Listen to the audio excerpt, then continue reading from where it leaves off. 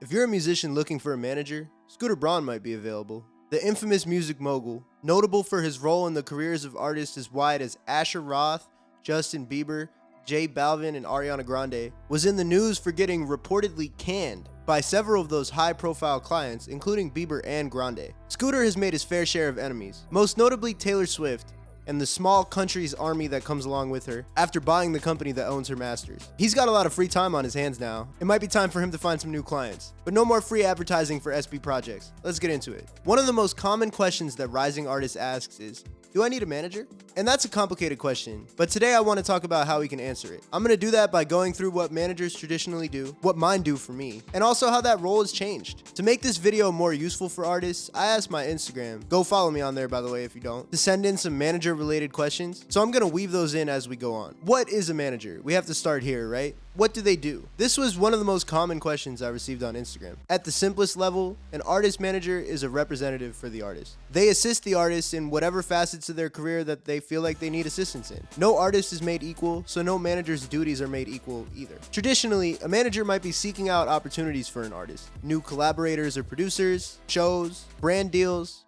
sync licensing opportunities, and label deals. Your manager is the one who's going to sit in there and have those types of conversations so that you, the artist, can focus on doing artist stuff. That doesn't mean you're not also involved in those conversations, but it's nice having a representative there. Managers can also be the ones overseeing the finances or the budget for an artist. So I can also speak from my personal experience here.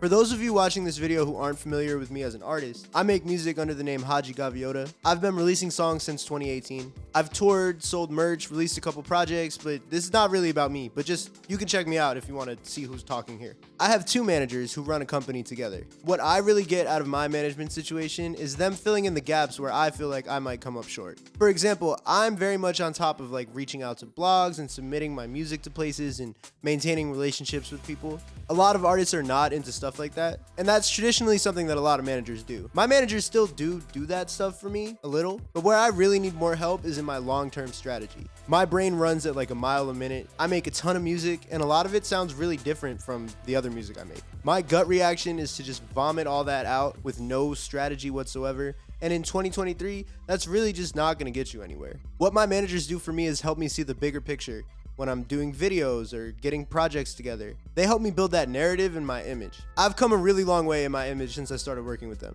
And it's not forced either, it's natural. They just help bring that kind of stuff out of me and think from that angle, because normally I wouldn't. The fancy word for this stuff would be long-term strategy. And if we look on Indeed.com at the list of tasks that they associate with artist managers, long-term strategy is right there. They also help me with producer agreements and help connect me with other creatives like videographers, photographers, and new producers as well. So I hope this helps answer one question that I got. Why would you need a manager if you can already handle bookings and merch? Artists have to do so much these days. I didn't even touch on booking or merch yet. There are so many aspects to being an artist now that there probably is something that a good manager could help you with. For me personally, it's that long-term strategy and focusing on the bigger picture. Let's do a quick aside on booking because that's another thing that I saw come up. Curious about the booking agent stuff, aka the relationship between the agent and the venue. So there's a difference between a manager and a booking agent. I think a lot of people outside of music get that confused, but if you're watching this, you might already know that. At the core, the manager's job is to do all things artist, and a booking agent's job is to help you set up your shows and your tours, and in some cases like non-musical appearances if you're doing acting or brand partnerships, maybe stuff like that. I have an agent and he's not one of my managers, and what he's done for me at my stage in my career is helping to set up my first headlining tour and submitting me to open on bigger tours, which I haven't gotten any yet. But if you're an artist watching this and you make good music and you want someone to open for you, if you don't have a booking agent, then your manager might be kind of acting as one, reaching out to venues or trying to help you organize your tours and stuff like that. But if you want me to do like a full video on booking agents, drop a comment below, tell me to do that because I probably will. And don't forget to like and subscribe while you're down there. All right, back to the focus here. There are a lot of questions asking something along the lines of, do you need one? And my answer depends on that. It depends on you. It depends on where you're at in your career. But for most like new artists, I don't think it's like a requirement. For example, I was self-managed for a lot of 2020 into the first half of 2021. That's when I put out my album Purgatory, which was pretty successful by my standards at the time. I organized and shot like 10 music videos. I handled all the agreements by myself. I distributed it. I got myself into rooms with some new producers. I met a lot of really cool artists and networked and did my whole thing. It was fun. I was even approached by an independent booking agent at that time, and so we had kind of like an informal agreement, but because it was the pandemic, I obviously didn't end up playing any shows. But before the pandemic, I was booking my own shows too, so I've done all of this at some point. I registered my own songs on BMI, I did my own splits and paid out my collaborators. I was doing everything, and I was pretty comfortable doing my own thing. But big disclaimer, I'm a freak. I love my work, and I will do anything that's like within my morals to see it succeed. I don't think everyone is like me. I don't know if that's a good thing or a bad thing. It's just, people are different. If you don't like doing busy work and stuff like that or staying organized, then you might need a manager earlier than I had one. This segues nice into one of the most popular questions. When do I need one? And should I find them or should they find me? I firmly believe that the manager should approach you, because I was doing all this by myself and it was kind of working for the scale that I was at. I ended up catching the attention of 2 different management companies that wanted to manage me. I had to make a choice between who I thought was going to do the better job in doing what I wanted to do. Having a choice between which was a better fit really helped me answer those questions for myself. Because to be honest, I wasn't really thinking about stuff like that. I was just making music and putting it out, and I was happy that anyone was listening. You wanted to know my 5-year plan, or what's my goal, or what do I want my life to look like? Yo, I had no idea. And I mean, in a lot of ways, I still don't have answers to that, but I definitely understand a lot more now than I did before. And being put in that situation of having to choose who's gonna manage it for me honestly helped me a lot with just trying to understand myself and figure out what my goals were. The only reason I was in a situation like that is because I put in a lot of work. I understood how the music industry worked through my experience.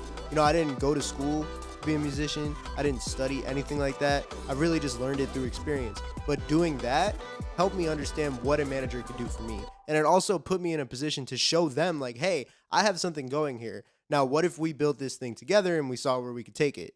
All right, so now the manager sees your potential, but what are they gonna get out of it? I got a question asking, how do deal structures work for managers? In my experience and from my knowledge, a manager usually takes anywhere from 10 to 20% of the artist's income. Someone else asked a question about contracts. I think this one varies. Some artists definitely do sign contracts with their management. Some artists have a more informal deal going on. I can't give personal advice on this situation. What I would say is just, if you do sign a contract, get a lawyer, and get a lawyer who's not your manager's lawyer. Now, if you're an artist watching this video, I want you to think about how much money you make in your career. Okay, now divide that by 10. Is that a livable wage? I know it wouldn't be for me. Because of this, managers often manage multiple artists at once. And here we can start getting into some of the pain points that I've seen artists bring up when I ask this question about managers on Instagram. Let's take these on rapid fire style. Why managers only work when your shit is hot, and as soon as it cools off, they be acting goofy? Why don't they want to invest in an artist until they're already popping, instead of building with? Why is every indie music manager a frat boy who just got out of business school? This one honestly is unrelated, but it's kind of funny, so I wanted to fit it in the video. Why do they all suck? This one is funny because it came from a manager. So these are sadly some pretty common sentiments with artists in terms of their management situation. The classic story is you get a song that's hot, the manager slides in your DMs, all of a sudden you have a team now. Maybe the next 2 or 3 songs, they don't go as well. And now all of a sudden they're not really answering your texts or your calls, and they don't seem to care what you're doing anymore. It's classic. In the meantime, they're chasing something new, working on a new project with another artist. It's like watching your ex go date someone else right in front of you, but they're still kind of dating you, but you don't even really know if you guys are dating anymore. It's a crazy situation. To be fair, let's at least try to see it from the manager perspective. They only get 10 to 20% of what you make, and if what you're making is nothing, then they're getting a fraction of nothing. That's not a lot. Because they don't make enough money to live off one artist, 99% of them don't probably. They work with several, and when they're broke just like us, they end up following the money. Managers who can play the long game with an artist that they're interested in, but won't be paying their bills yet, like me or you maybe watching this, they're probably going to be either working with a big artist who can pay all their expenses off their 20%, and then we're a passion project, which can be cool, or they're just getting money from another job in the music industry or even outside the music industry altogether. We see this a lot. A lot of A&Rs at labels are also managers for smaller artists at the same time. Here's a comment that I got from a manager as well. How much is a manager worth if 20% of an artist's career isn't that much money yet? We can understand it, managers. We get it. We know. But that doesn't make the ghosting manager experience any worse. I think that communication just needs to be a little bit better all around. I think having open and honest conversations with your management about expectations and their workload outside of your project should help avoid you falling into one of these situations. Just ask these kinds of questions when you start talking to a potential manager if you don't have one yet. You don't want someone who's just going to toss you to the side like one of Andy's toys from Toy Story when they're bored and they have another artist that they can maybe make a little bit of money off of. And if they're not doing their job, fire them. Don't be afraid to do that. This is your career. This goes back to the contracts conversation as well. If you do sign one, make sure you have a lawyer look over it to make sure that your exit process isn't too crazy or too unfavorable to you. Because this happens a lot. Artists go through a lot of different management teams. And you don't want to be stuck in a bad situation because you signed something that you didn't fully understand. So, we talked about bad managers. Well, how do you evaluate one? Here's a question I got. How do you know if they're capable or worth working with? Another one. How can you tell if they'd be a good manager? A third. From your experience, my experience, I guess, what are the traits of a good manager and the benefits they provide? So, here are some things I think you should be looking for. Experience is great. I don't want to knock the first-time managers in the room. Everybody has to start somewhere. But it's nice seeing that they've done this before, or at least that they are currently doing it now with somebody else. You can definitely build from the ground up with somebody. There's a ton of examples of that. I mean, look at J. Cole's manager, Ebe. They went to college together, right? You just have to make sure that they understand what job they're getting into in case stuff really does get real. In terms of like personality traits, one thing I really value in my management team is honesty. I can have tough conversations with them about things that just aren't working. And in the music industry, a lot of things just end up not working, man. We all know that disappointment. And this process really lets me clear my head and just start again without feeling too discouraged. It's an unbelievably frustrating industry that we've chosen for ourselves here.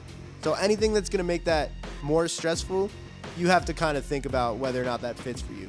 If you don't move with honesty, it'll be hard to have those conversations when they're necessary. If you guys only talk to celebrate the wins, how are you going to strategize to get past the loss? Professionalism is huge as well.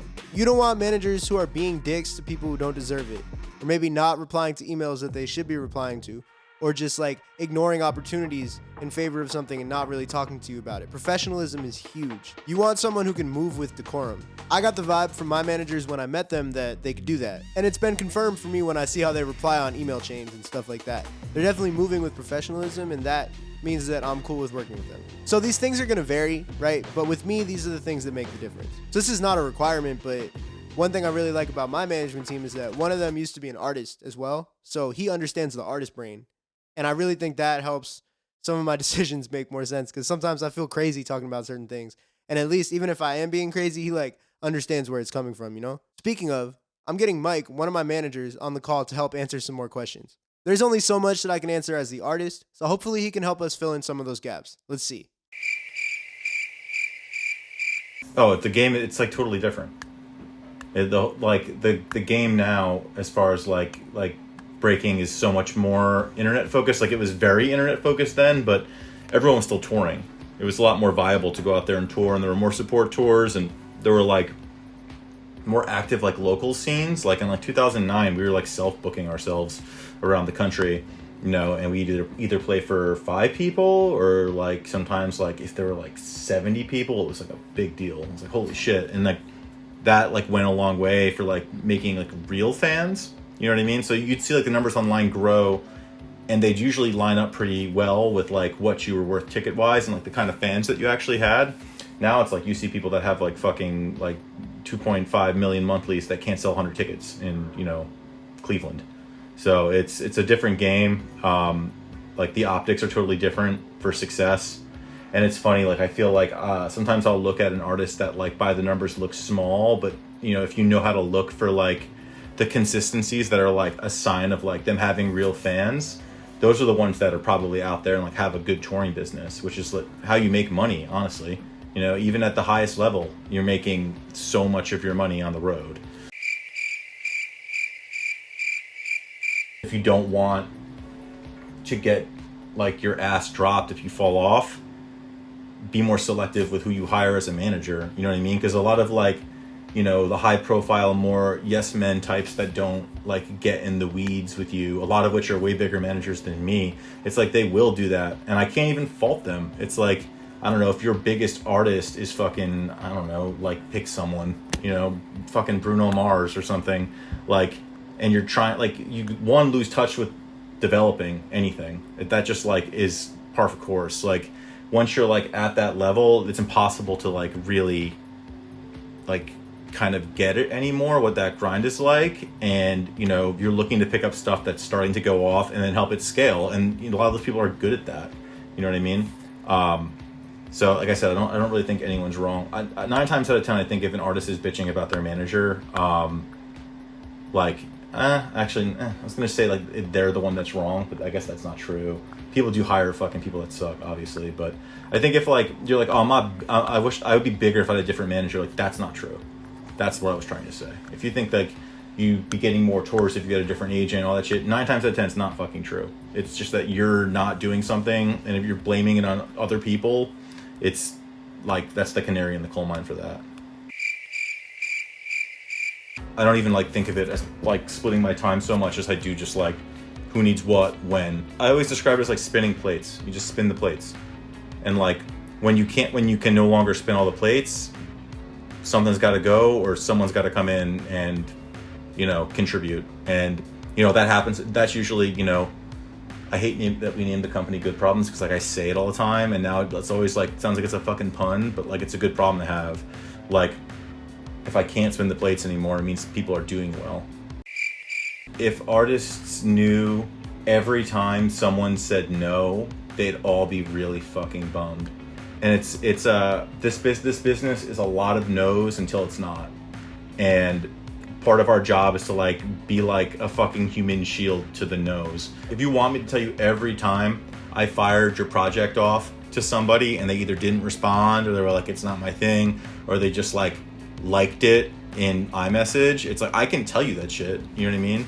But it's like I feel like it'd be better if you just like stayed the course and kept making good shit, because we know it's good. Just because like the rest of the world hasn't like jumped on it doesn't mean it's not good. And I think a lot of people would be like, oh, I want to know all that shit. It's like, bro, no you don't. No you don't. Because it's like the way that on the other side of like, I don't know, of the music, the way that like we talk about music is like not as precious as the way artists talk about it typically. I mean, sometimes you do, sometimes it's like you really love something, and sometimes it's just like a sick thing that you work with, and like you maybe don't like talk about it, like protective of it. It's not your art, it's art that you're representing, and like you're protective of it. Like you want it to like find an audience and like be treated the way it should be treated. But at the same time, it's like, I mean, especially me, I'm really like to the point and blunt. It's like if I'm talking to someone else that's not, and it's like it can be like a 2-second conversation, you know what I mean? We don't have to like really get in the weeds about it. And some people are way more crass about it. All right, so thanks to Mike. Thanks to you guys for watching. Don't forget to like and subscribe. And one more question. Will you be my manager?